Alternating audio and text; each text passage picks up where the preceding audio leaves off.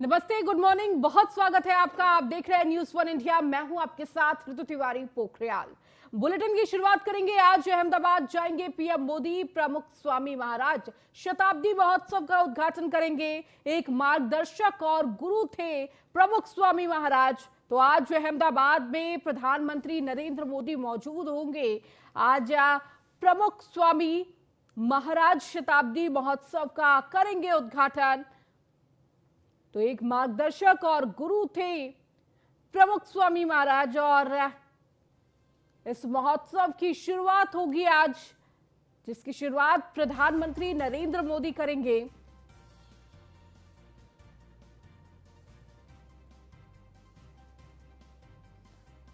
तो एक मार्गदर्शक और गुरु के तौर पर जाना जाता है उन्हें।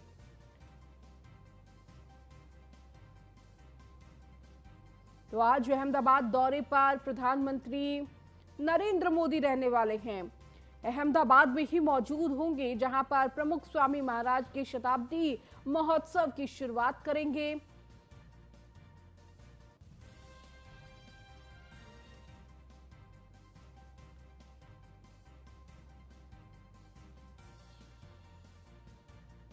तो प्रधानमंत्री नरेंद्र मोदी का अहमदाबाद दौरा, और इस दौरान प्रमुख स्वामी महाराज शताब्दी समारोह का उद्घाटन करेंगे।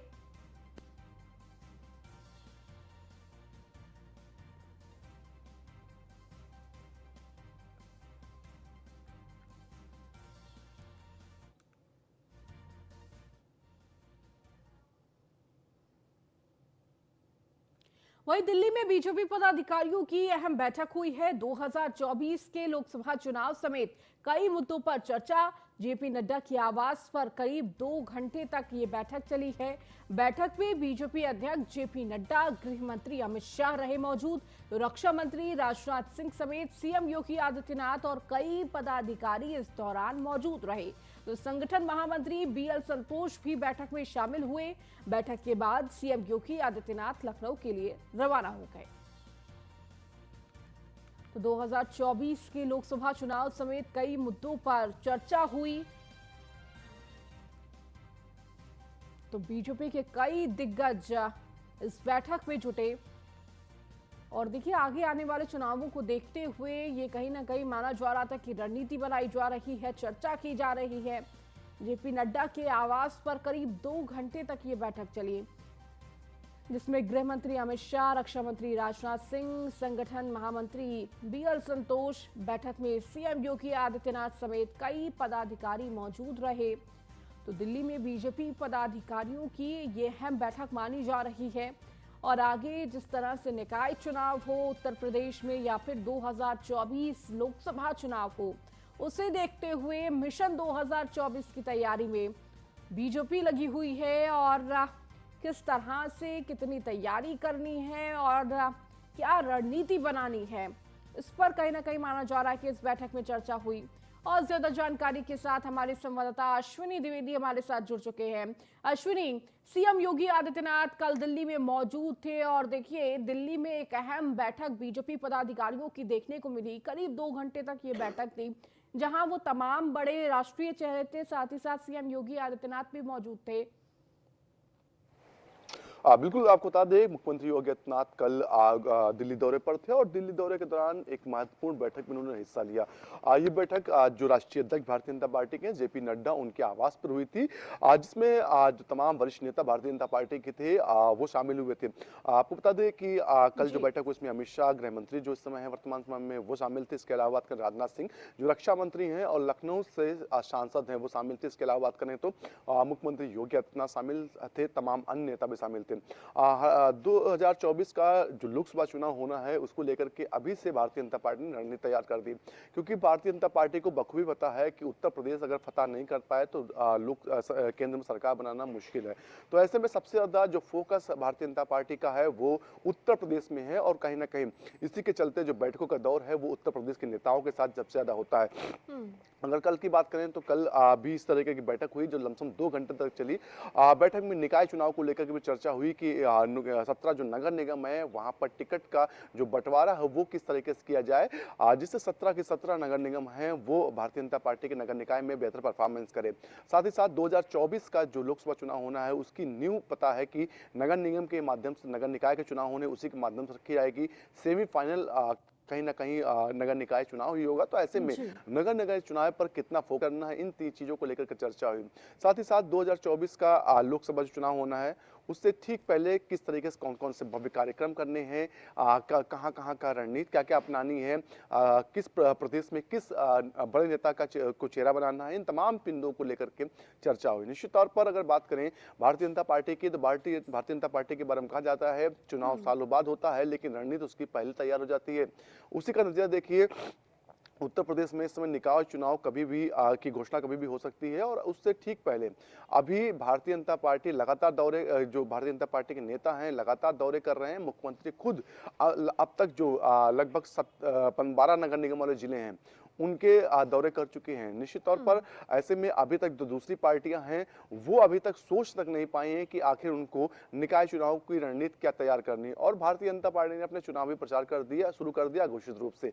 तो ऐसे में कहीं ना कहीं 2024 का लोकसभा चुनाव है उसको ध्यान में रखते हुए अभी से बैठकों का दौर शुरू हो चुका है। और कहीं ना कहीं कि किस तरीके से रणनीति अपनानी है, किस प्रदेश में कौन सी रणनीति अपनानी है, क्योंकि भारतीय जनता पार्टी को हर प्रदेश में अलग अलग पार्टियों से लड़ना है। उत्तर प्रदेश में अगर आए बात करें तो समाजवादी पार्टी मुख्य विपक्षी पार्टी है। अगर वहीं बात कर लें जो पश्चिम बंगाल जाएंगे तो ममता बनर्जी सामने खड़ी होंगी। तो ऐसे में हर स्टेट के लिए अलग अलग स्ट्रेटजी अपनानी है और स्ट्रेटजी को तैयार करने के लिए कहीं ना कहीं ये कल अहम बैठक हुई थी। जी, इसके साथ ही साथ अश्विनी, देखिए सीएम योगी आदित्यनाथ मौजूद थे। कहीं ना कहीं जो कहा जाता है कि दिल्ली का रास्ता उत्तर प्रदेश से होते हुए जाता है, कहीं ना कहीं उत्तर प्रदेश में मजबूती होना वो बेहद जरूरी हो जाता है आगे आने वाले चुनावों को देखते हुए। और जिस तरह से अभी उपचुनाव के नतीजे आए, कहीं ना कहीं बीजेपी भी चिंतन और मंथन में लगी हुई है कि अब आगे आने वाले वक्त में किस तरह से रणनीति में बदलाव करना है और चुनावों में और क्या कुछ मेहनत करने की जरूरत है, इस पर चर्चा हुई होगी। बिल्कुल, अगर बात करें आज जो भारतीय जनता पार्टी की बात करें तो निश्चित तौर पर जब भी चुनाव होता है उससे ठीक पहले रणनीति अपनी तैयार करती। जो अभी हाल ही में उपचुनाव हुए कहीं ना कहीं वो संदेश देकर गए हैं कि आखिर भारतीय जनता पार्टी को अब क्या करना है, क्योंकि भारतीय जनता पार्टी के बारे में उस बारे में कहा जाता है कि उसकी रणनीति जो है वही उसकी रीढ़ की हड्डी है। अगर उसकी रणनीति इतनी बेहतर रहती है कि तमाम जो विपक्षी पार्टियां हैं वो नस्ते नाबूद हो जाती, ध्वस्त हो जाती है। निश्चित तौर पर तमाम चुनाव में देखा भी गया ऐसा कि उन्होंने जब लोग बड़े बड़े प्रचार कर रहे थे तो उन्होंने छोटे स्तर पर विचार करना शुरू किया, बूथ स्तर की राजनीति करना शुरू किया और वो बूथ स्तर की राजनीति कहीं ना कहीं कारगर साबित हुई। उत्तर प्रदेश की बात करें, निश्चित तौर पर अगर उत्तर प्रदेश में कोई भी पार्टी खराब परफॉर्मेंस करती है तो केंद्र का रास्ता वो भूल जाती है, क्योंकि केंद्र का रास्ता उत्तर प्रदेश से ही जाता है। 80 सीटें देश में सबसे ज्यादा सीटें लोकसभा के उत्तर प्रदेश के अंदर है और कहीं ना कहीं जिसमें जो परफॉर्मेंस अच्छा करता है उसी की सत्ता में आने के चांसेस ज्यादा होते हैं। भारतीय जनता पार्टी को यह बखूबी पता है कि दूसरे प्रदेशों से ज्यादा फोकस करने की जरूरत हमें उत्तर प्रदेश में, क्योंकि यहां पर भारतीय जनता पार्टी आसानी से जीत दर्ज कर सकती है, अच्छा बेहतर परफॉर्मेंस कर सकती है। उसके परिणाम दो बार आ चुके, 2014 2019 में लगातार देखा गया कि अच्छा परफॉर्मेंस भारतीय जनता पार्टी के द्वारा उत्तर प्रदेश में किया गया और केंद्र में सरकार बनाई गई।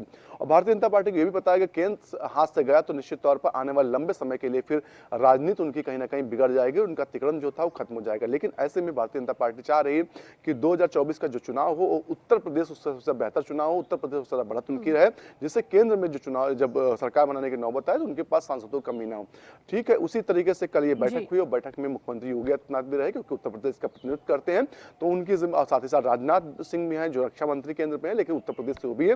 तो दोनों बड़े नेताओं को कल बैठक में बुलाया गया था, मौजूद थे और कहीं ना कहीं उनसे रणनीतिक रूप से पूछा गया होगा कि उत्तर प्रदेश में किस तरीके से रणनीति अपनाई जाए, क्योंकि दोनों जो नेता हैं वो उत्तर प्रदेश को बखूबी जानते हैं। एक पूर्व मुख्यमंत्री रह चुके उत्तर प्रदेश के, एक वर्तमान में मुख्यमंत्री हैं। तो ऐसे में कहीं ना कहीं इन दोनों नेताओं की जरूरत भारतीय जनता पार्टी को सबसे ज्यादा है और उत्तर प्रदेश की रणनीति को लेकर के इनको अलग से बुलाया गया, इनसे बैठक बातचीत की गई और आने वाले समय में इसके परिणाम क्या होंगे इसलिए देखना होगा। ठीक है अश्विनी, आप लगातार हमारे साथ जुड़े रहिए और भी खबरों पर आपसे अपडेट लेंगे। बढ़ेंगे आगे। यूपी बीजेपी ने सांसदों की रिपोर्ट तैयार की है। तो यूपी बीजेपी की तरफ से ये सांसदों की रिपोर्ट तैयार हुई है जिसमें कई सारी बातें ये रिपोर्ट में बताई गई है। तो यूपी बीजेपी की तरफ से कार्य और लोकप्रियता के आधार पर ये रिपोर्ट तैयार की गई है। तो रिपोर्ट के आधार पर टिकट फाइनल किया जाएगा। तो यूपी में बीजेपी सांसदों की इंटरनल रिपोर्ट तैयार हुई है। कार्य और लोकप्रियता के आधार पर यह रिपोर्ट कार्ड तैयार किया गया है और रिपोर्ट के आधार पर ही टिकट फाइनल किया जाएगा। तो बीजेपी ने सांसदों की रिपोर्ट तैयार की है और देखिए ऐसी तस्वीर हर साल देखने को मिलती है। जिस तरह से काम किया जाता है, चाहे वो सांसद हो या फिर विधायक हो, और उसके आधार पर टिकट बंटवारे का काम बीजेपी करती है। कहीं ना कहीं देखिए अंदरूनी तौर पर ये पूरा रिपोर्ट तैयार होता है और ये पूरी रिपोर्ट जो ली जाती है वो भी गोपनीय तरीके से ली जाती है और कामों की और लोकप्रियता भी देखी जाती है कि जनता में कितनी लोकप्रियता है और इसके साथ ही साथ क्या कुछ काम विकास कार्य के दौरान किया गया है और इसके साथ ही कई सारी बातों का ध्यान रखते हुए ये रिपोर्ट तैयार की गई है और जिसकी बेहतर रिपोर्ट होगी उसे टिकट दिया जाएगा। और अधिक जानकारी के साथ अश्विनी लगातार जुड़े हुए हैं। अश्विनी, बीजेपी की तरफ से ये रिपोर्ट कार्ड सांसदों की तैयार की गई है उनके कार्य और लोकप्रियता के आधार पर, और कहीं ना कहीं ये वही रिपोर्ट कार्ड है जो आपको आगे टिकट दिला सकता है। और ऐसी तस्वीर जब चुनाव होता है अक्सर बीजेपी की तरफ से ये देखा जाता है कि वो अंदरूनी तौर पर सर्वे करते हैं सांसदों या विधायकों की क्या कुछ छवि है जनता के बीच, ये जानने का प्रयास करते हैं और उसके बाद कहीं ना कहीं टिकट बंटवारे का जो काम है वो किया जाता है। हाँ, बिल्कुल भारतीय जनता पार्टी की ओर से गुपचुप तरीके से आज जो सांसद हैं उनकी रिपोर्ट तैयार की गई है।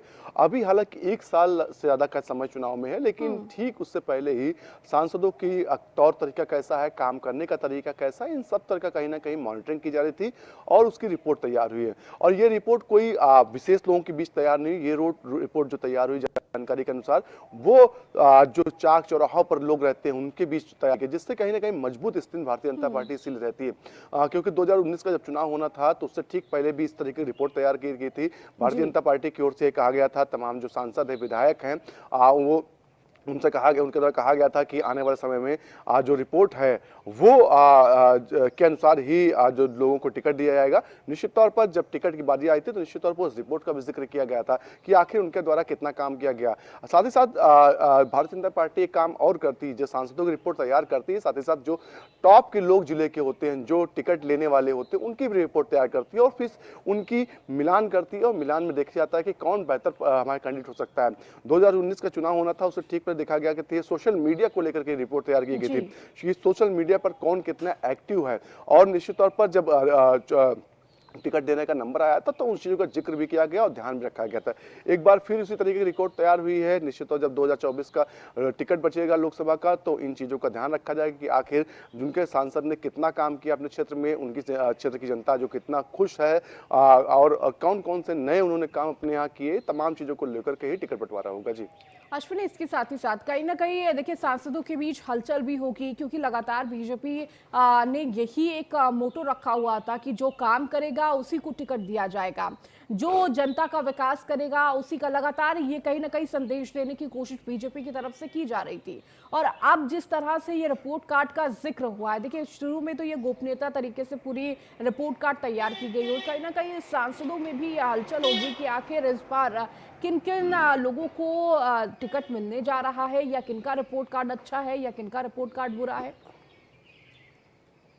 बिल्कुल भारतीय जनता पार्टी में कहा जाता है कि आखिरी समय तक उम्मीदवार खुद तय नहीं कर पाता कि उसको आखिर टिकट मिलेगा नहीं मिलेगा, क्योंकि भारतीय जनता पार्टी आखिरी तक शांत रहती है, आखिरी तक चुप रहती है और देखती रहती है, ऑब्जर्व करती है कि आखिर कौन कैंडिडेट बढ़िया होगा। कई बार देखा गया कि कई बार के जीते हुए विधायक सांसद उनका टिकट काट दिया गया और नए व्यक्ति को टिकट दिया गया और जब रिजल्ट आया तो सब अचंभे रह गया कि नए व्यक्ति जो नया वो कैंडिडेट था उसने भी भारी बहुमत से बम्पर जीत दर्ज की। तो ऐसे में भारतीय जनता पार्टी के जो रणनीतिकार हैं वो कहीं ना कहीं एक एक छोटी छोटी चीजों पर ध्यान रखते हैं और जब टिकट बंटवारा होता है तो उन चीजों का कहीं ना कहीं इस्तेमाल किया जाता है और उसी का फायदा भारतीय जनता पार्टी को चुनाव में मिलता है। जी ठीक है अश्विनी, बहुत बहुत शुक्रिया इस जानकारी को देने के लिए। मथुरा में सीएम योगी ने सबसे पहले कृष्ण जन्म स्थान पहुंचकर दर्शन पूजन कर इस मौके पर सीएम योगी ने कान्हा से प्रदेश की सुख समृद्धि की कामना की। इसके बाद सीएम योगी सेठ बीएन पोद्दार इंटर कॉलेज पहुंचे, जहां उन्होंने जिले की 210 विकास योजनाओं का लोकार्पण और शिलान्यास किया। इसके बाद प्रबुद्ध जन सम्मेलन को संबोधित किया।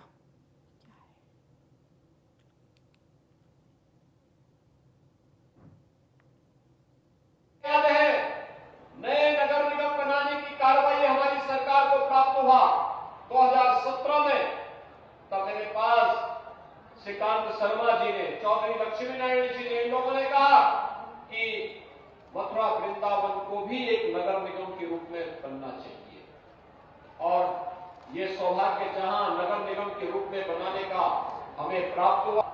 पिछले 5 साल में आपने बदलते हुए ब्रजभूमि को देखा है। मथुरा है, वृंदावन है, बरसाना है, नंदगांव है, बलदेव है, ये सभी तीर्थस्थल बदलते हुए दिखाई दे रहे होंगे। आज विकास की जब हम बात करते हैं, भाइयों बहनों, मुझे पूरे देश के अंदर जाने का अवसर प्राप्त होता है, और आज मैं कह सकता हूं कि हमारा उत्तर प्रदेश देश के अंदर किसी भी राज्य से ज्यादा सुंदर भी है और ज्यादा स्वच्छ भी है। आज इसके परिणाम दिखाई दे रहे हैं। विकास आज इंफ्रास्ट्रक्चर का जितना उत्तर प्रदेश में हो रहा है, देश के अंदर आज उसकी कोई सानी नहीं। इंफ्रास्ट्रक्चर डेवलपमेंट के कार्य, कहीं 4 लेन के कार्य हो रहे हैं, कहीं एक्सप्रेस हाईवे के काम हो रहे हैं, कहीं पर वाटरवे का निर्माण हो रहा है। उत्तर प्रदेश ने उस मॉडल को लागू किया। आज उत्तर प्रदेश विकास के एक नए मॉडल के रूप में आगे बढ़ रहा है, और विकास के इस मॉडल को लागू करने के लिए मुझे बार बार अपने जनप्रतिनिधियों के साथ यहां पर आना पड़ता है, आपके बीच में आना पड़ता है। भाइयों बहनों, स्मार्ट सिटी मिशन के अंतर्गत भारत सरकार से 10 शहर चिन्हित थे। हमने इस स्मार्ट सिटी मिशन के अंतर्गत जो बाकी 7 नगर निगम बचे थे, उसमें मथुरा वृंदावन भी था। हमने मथुरा वृंदावन को भी इसके साथ जोड़ा, और मथुरा वृंदावन के साथ अन्य नगर निगमों को इसके साथ जोड़ते हुए हमने कार्य प्रारंभ किया। ये स्मार्ट सिटी मिशन के अंतर्गत जो हम लोग ICCC बना रहे हैं, integrated command and control centre, यह न केवल ट्रैफिक मैनेजमेंट के लिए, बल्कि इसने कोरोना कालखंड में एक और कूड़ा प्रबंधन का बेहतरीन कार्य, उसकी मॉनिटरिंग की। पिछले 5 साल में आपने बदलते हुए ब्रजभूमि बंधन और कोविड प्रबंधन का कार्य हम लोगों ने ICCC के माध्यम से हम लोग कर रहे हैं, और अब ICCC का उपयोग हम कहां करने जा रहे हैं? ICCC का उपयोग ट्रैफिक मैनेजमेंट के साथ साथ मथुरा, वृंदावन और यहाँ के सभी तीर्थ स्थलों को सेफ सिटी के रूप में भी हर एक व्यापारी को, हर बेटी को, हर बहन को सुरक्षा प्रदान करने के लिए उसका उपयोग करने जा रहे हैं।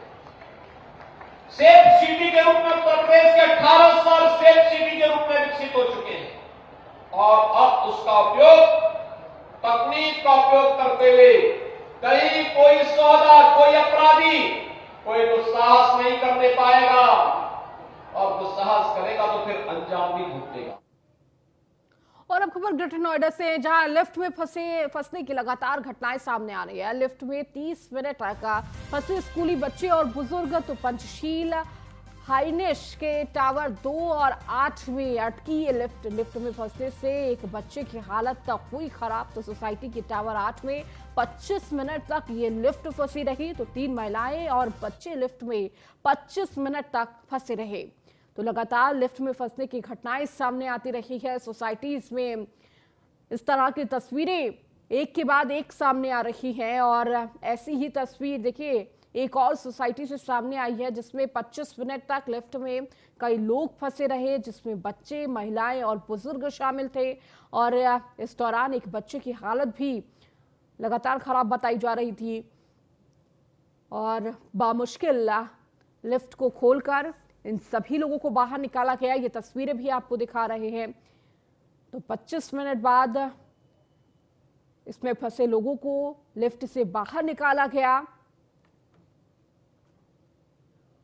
और ज्यादा जानकारी के साथ नोएडा से संवाददाता प्रिया राणा हमारे साथ जुड़ चुकी है। प्रिया, जिस तरह से लगातार सोसाइटीज में लिफ्ट में फंसने की दिक्कतें लगातार सामने आ रही है, एक और सोसाइटी का यही मामला सामने आया और 25 मिनट तक देखिए लिफ्ट में किस तरह से बच्चे, महिलाएं और बुजुर्ग इस दौरान फंसे रहे।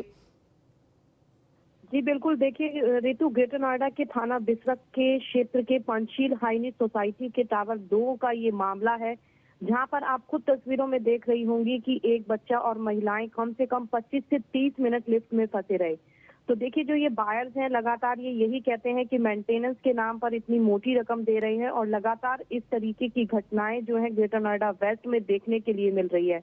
और उसमें से एक बुजुर्ग की तबीयत खराब भी बताई जा रही है। टावर 8 में भी बच्चों को स्कूल को लेकर जो ये महिलाएं लौट रही थी, ये भी लिफ्ट में फंसी रही। लेकिन देखिए, मेंटेनेंस के नाम पर इतनी मोटी रकम देने के बावजूद भी ये लोग इस तरीके की समस्याओं से जूझ रहे हैं। इनका कहना है कि अगर ऐसी ही समस्याएं बनी रही तो ये लोग सड़कों पर उतरकर प्रदर्शन करेंगे, ताकि देखिए, क्योंकि जिंदगी और मौत से वो लगातार लिफ्ट में फंसे रहे, जूझते रहे, लोगों को सांस लेने में दिक्कत हो रही थी और बाद में रेस्क्यू कर इनको बाहर निकाला गया, क्योंकि जब तक ये लिफ्ट में फंसे रहे तब तक इनकी सांसें भी अटकी रही। अब देखना होगा कि क्या इस पे प्राधिकरण कोई कार्रवाई करता है या नहीं। जी रितु।